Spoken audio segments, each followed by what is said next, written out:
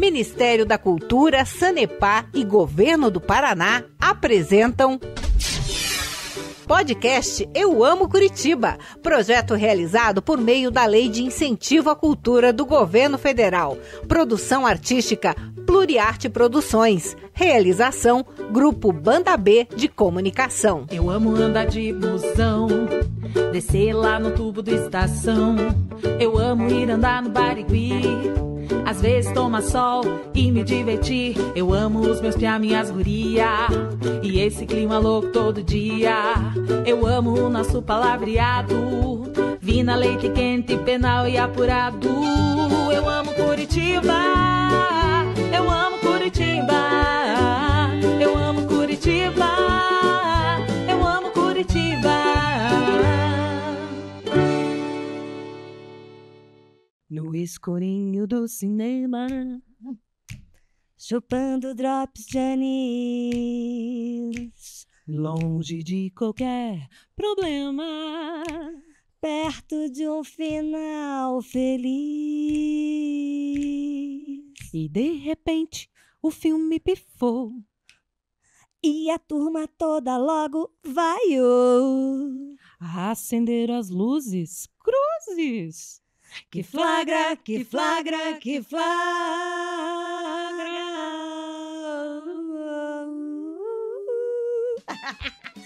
Deu uma desafinadinha, mas tá tudo bem aí. E aí? E daí, galerinha do Leite Quente? E aí, galera da água com gás e do café sem açúcar? Opa, que eu também gosto, muito obrigada. Tudo bem com vocês? Como estamos hoje nesse sabadão maravilhoso? Sabadão. Sabadão é um dia lindo, né? Um bom dia para ir ao cinema, não acha, Stephanie? É muito bom. Na sexta, no sábado, na segunda, na terça tem promoção. Gente, fica com a gente nesse episódio que vai ser babado. Não, cinema é tudo de bom. E é claro, né, gente? Já demos a deixa aqui. A gente vai falar sobre cinema em Curitiba. Muito bem. Porém, contudo, todavia, não vamos falar desse cinema que nós julgamos como normal. Vamos dizer assim? Não. Vamos falar daquele cinema que está na outra esfera da linha blockbuster. É o cinema B.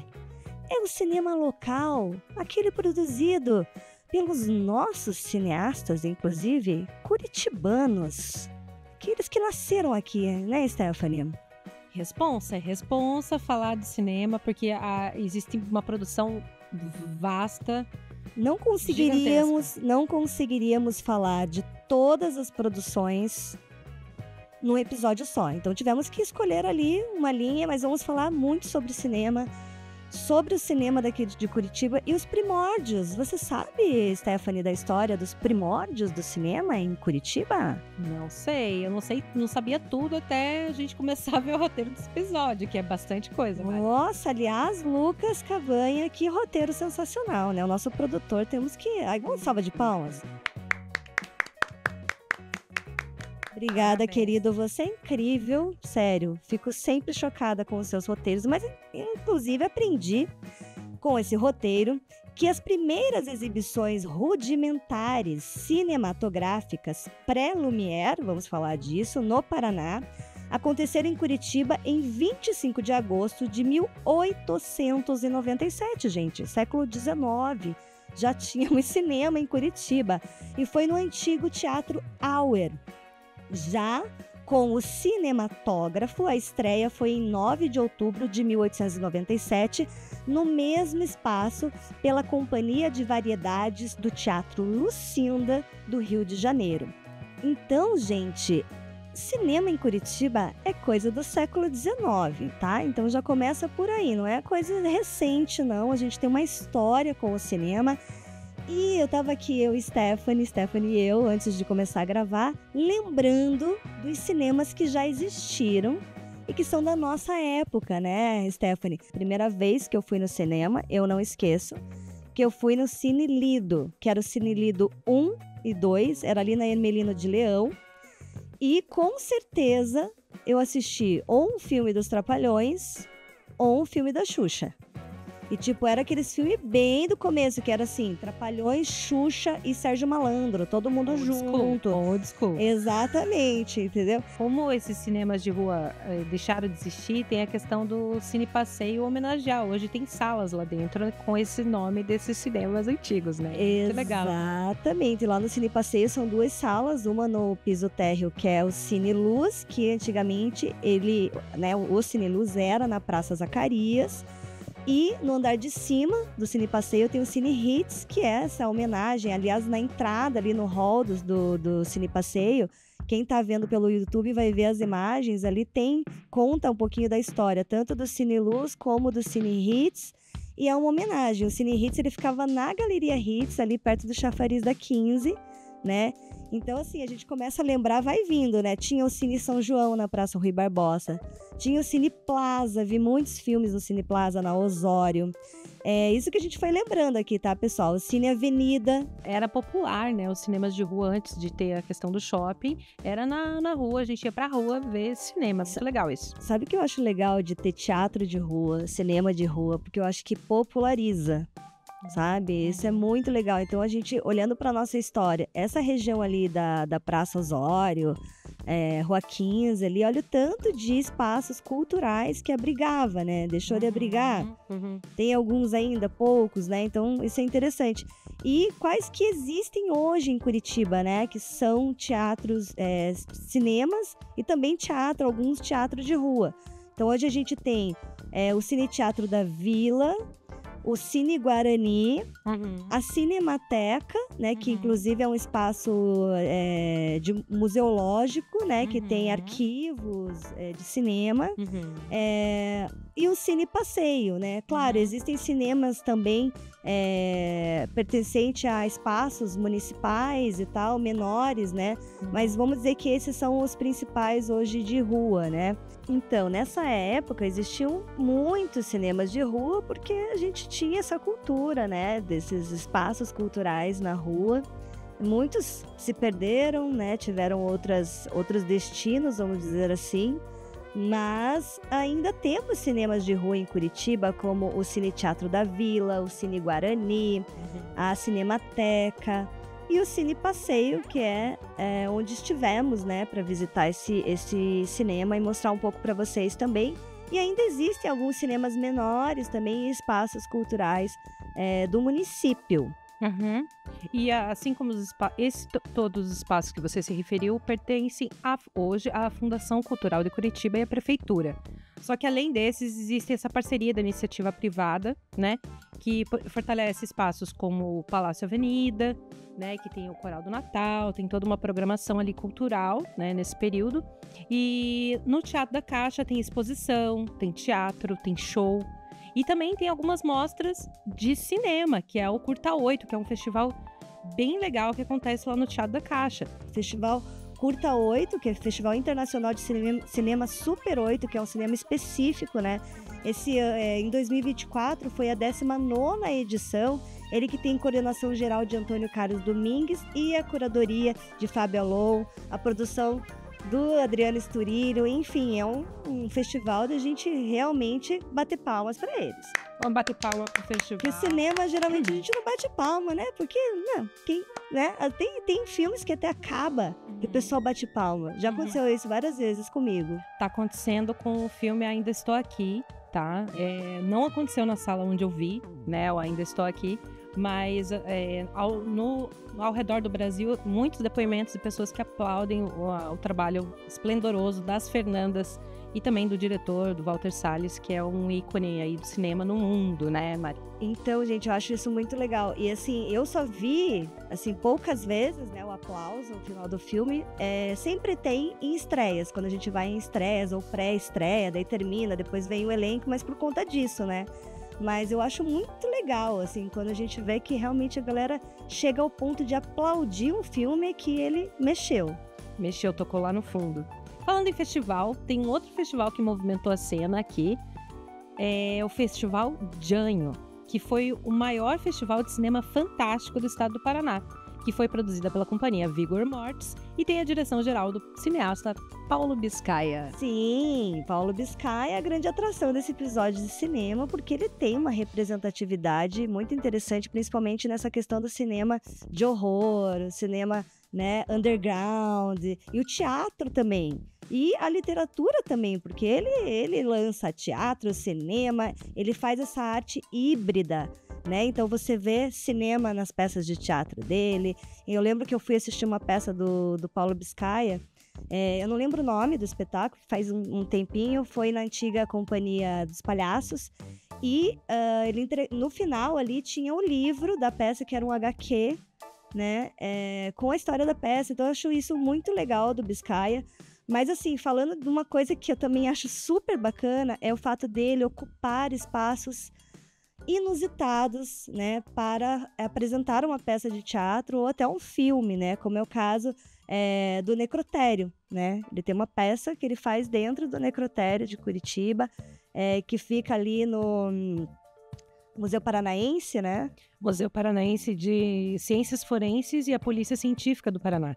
Então, sempre quando tem uma história de mistério, de morte, ele vai usar esse espaço, que teoricamente não seria cênico, para trazer, né, um espetáculo. Então, ele ressignifica esse espaço também. É um espaço possível de se assistir cinema de horror, que eu acho incrível, né, Mari? Muito, muito incrível. E aí, a Michelle Gutmann, né, nossa repórter, esteve lá no Cine Passeio, onde estava sendo apresentado, né, estava em cartaz esse festival do Janho, lá no Cine Passeio, que é um espaço que a gente vai falar bastante sobre ele, né? É maravilhoso, gente. Aquilo é um charme puro. Mas antes de eu entrar nas informações do Cine Passeio, eu quero saber, Stephanie, temos que falar. Tem muita gente que assiste o nosso episódio, ouve, que não é curitibano e não sabe o que é Janho. Eu acho que é importante a gente eu falar. falei da Mostra Janho, né? Que rolou desse festival do cinema de horror e não sabe o que é Janho. Janho é uma expressão nossa, né? Piá do Janho. Piá encapetado. É um piá encapetado. Tipo isso. É um piá do Janho. Um piá encapetado com... Janho é o fogo nas Janho mesmo, ventas. né? É o Janho. É o famoso fogo nas ventas, é uma expressão do Ziraldo. Quando ele falava do menino maluquinho, o fogo nas ventas é um menino encapetado, então endiabrado, digamos assim. Então, o Festival do Janho seria um festival... Porque remete também àquele que a gente não gosta de falar o nome. Que começa com dia e termina com abo. Esse. Então, é o Janho. Então, vamos falar sobre o Cine Passeio, né, que possui uma área de 2.597 metros quadrados e ocupa uma edificação histórica, classificada como unidade de interesse especial de preservação. Ela foi construída em meados da década de 1930 para abrigar setores administrativos do Exército e, assim, funcionou até o final da década de 1990, né? Esse espaço de interesse, né, é propriedade do município desde 2010 e ele é um ano que foi transferido para a Fundação Cultural de Curitiba. E ele foi inaugurado, enfim, no dia 27 de março de 2019, 9 anos depois, porque foi uma longa restauração, tá? E ele tem a proposta de trazer, né, essa proposta dos cinemas de rua, né, esse clima. Se você for ver a decoração toda dele, tem as fachadas dos cinemas, o próprio Cine Luz ali tem a fachadinha, é tão bonitinho, o retrô, né, assim, o cinema vintage, já tá numa rua que é a Riachuelo ali, ele traz aquela elegância pra rua Riachuelo, a iluminação lindíssima, você se sente em outro tempo quando você entra no Cine Passeio. Assim. É um charme. E ele ainda é um espaço inovador em vários aspectos, porque além das salas de cinema fazendo referência ao Cine Luz e ao Cine Hits, com 90 lugares cada, então é cineminha mesmo, bem gostosinho. Também tem o espaço Valêncio Xavier, em homenagem ao escritor, cineasta e criador da Cinemateca de Curitiba, que faleceu em 2008, e recebe aulas, palestras e exibições de filmes. O espaço multiuso apresenta 110 lugares. No mesmo ambiente funciona a sala Passeio On Demand, que se refere ao consumo de conteúdo digital com escolha do usuário, como por exemplo Netflix e Amazon. com tela 4K de 86 polegadas. O local possibilita o acesso a diversos conteúdos digitais com disponibilidade de 12 lugares. Bem legal. Gente, é completíssimo, né? Então vale a pena não só o passeio ao Cine Passeio, mas você pegar e dá para comprar ingresso antecipado. Você entra lá no @ do Cine Passeio e já consegue comprar tudo virtual e tá modernizado assim nesse nível. Você chega tranquilamente ali, tem estacionamento perto também, então... E é interessante. Dá pra ir de busão, porque tem vários pontos ali próximos, é bem acessível o local, né? Quanto a chegada ali, é bem central. E já que eu sou cria do rádio, né? Eu não posso deixar de falar que no site do Cine Passeio, pessoal, já vão ver aqui no GCzinho, é só procurar ali também. Além de você poder garantir os ingressos, né, online, já garante com antecedência, também tem um podcast com os curadores do Cine Passeio.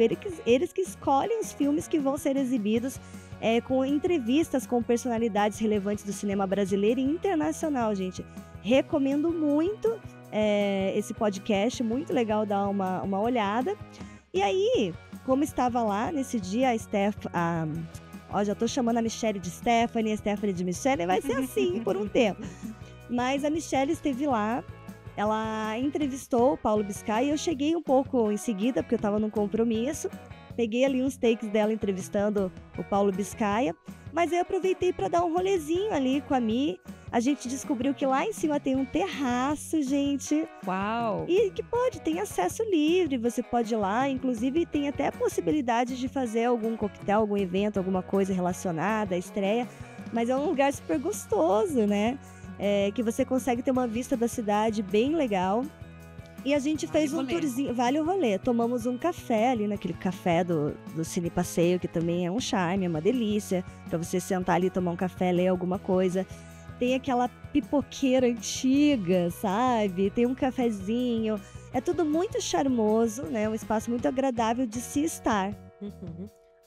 Eu acho que eu já passei lá no terraço de dia. Eu quero ter essa experiência também de ter algum evento lá. Dá pra subir de noite também? Não sei, sabe alguma coisa? Acredito assim? que sim, fica aberto enquanto o cinema tá aberto. Ele fica aberto ali. Acho que o pessoal vai ali, o pessoal que gosta de pitar, né? Vai ali também, sabe? Então...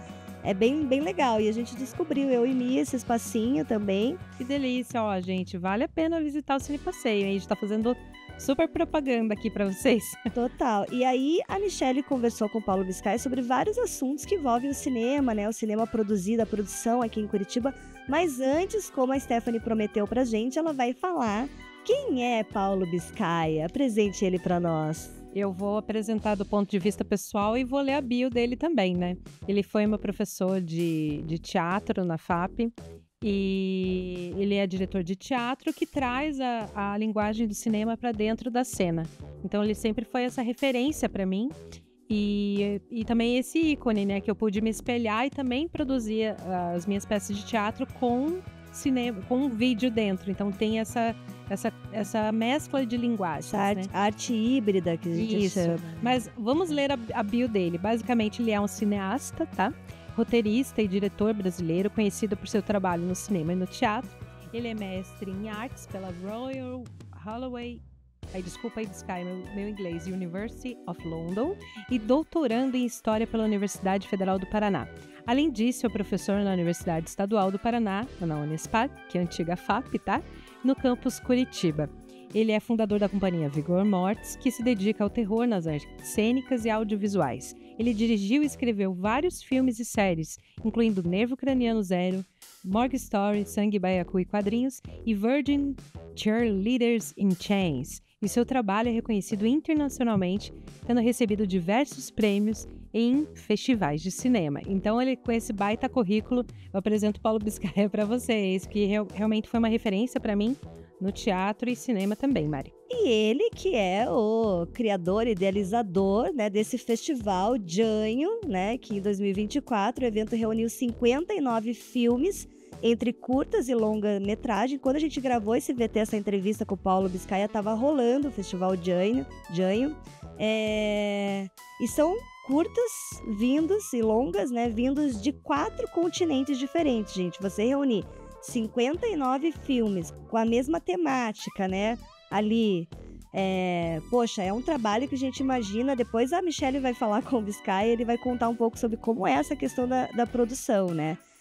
A seleção incluiu obras de 11 países, como Brasil, Estados Unidos, Canadá, Alemanha, França e Indonésia, com diversas narrativas de terror, fantasia e ficção científica. Então, a Michelle Gutman foi encontrar com o Paulo Biscaia nesse cenário. Cine Passeio, rolando o Festival do Janho, para bater um papo com ele, e a gente entendeu como que a companhia, né, que foi fundada, como foi fundada a companhia Vigor Mortis e tudo mais. Vamos para a entrevista para a gente saber um pouquinho mais? Bom, o meu trabalho junto a Vigor Mortis, né, a Vigor Mortis completa agora em 2024 27 anos de existência, e ela veio de uma pesquisa que eu fiz sobre o teatro de Ranguignol, o teatro de horror de Paris, que eu fiz para o meu mestrado e tal, e foi a base para que a Vigor Mortis fosse um espaço de experimentação a partir dessas pesquisas, né?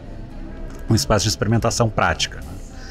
E nesse tempo eu vi, desde a parte acadêmica, né, que colegas e outras pessoas achavam que não me levavam a sério na pesquisa que eu fazia sobre Grand Guignol, e da mesma forma outras pessoas, patrocinadores, instituições públicas e tal, achavam que o horror não era uma forma legítima de expressão. Isso vem mudando um pouco, ainda não completamente. Tem espaço ainda para mudar muito mais, mas o fato da Vigor Mortis, juntamente, é óbvio, com uma série de outras pessoas, produtoras e tal, que vem trabalhando o horror em formas cada vez mais elaboradas, vem mudando isso bastante.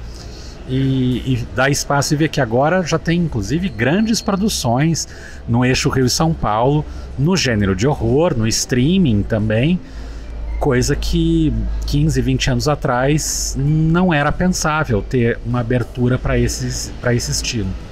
Fora uma coisinha ou outra, e agora está muito mais popular.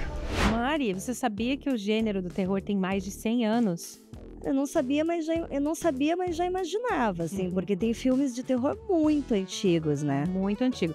Então, hoje a tecnologia tem ajudado bastante a fazer os efeitos especiais e tal, mas existem características entre o cinema trash, o terror e o thriller. Então tem várias nuances e diferenças entre uma coisa, uma linguagem e a outra.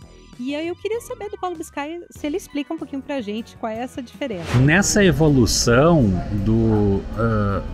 da relação do público com o horror nas últimas décadas, tem feito com que o público se torne mais resistente no bom sentido, a imagens de horror, aceite mais imagens de horror.